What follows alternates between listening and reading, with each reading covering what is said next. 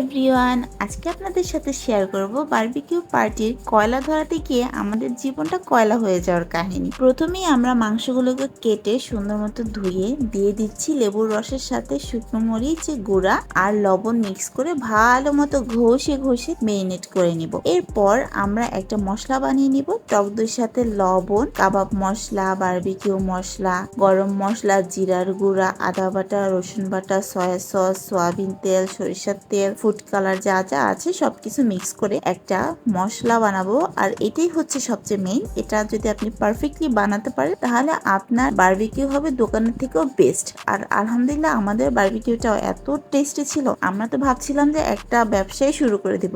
তো যাই হোক, এই দেখেন আমাদের মশলার কালারটা কত সুন্দর আসছে। আর এই মশলাটা এখন আমরা ভালোভাবে সেই মেরিনেট করা মাংসের সাথে মিক্স করে রেখে দিব 4-5 ঘন্টার জন্য। সবচেয়ে ভালো হয় যদি আপনি আগের দিন রাতে করে রাখেন এবং পরের দিন এটা করেন। তো আমরা ভালোভাবে মেরিনেট করে নিচ্ছি।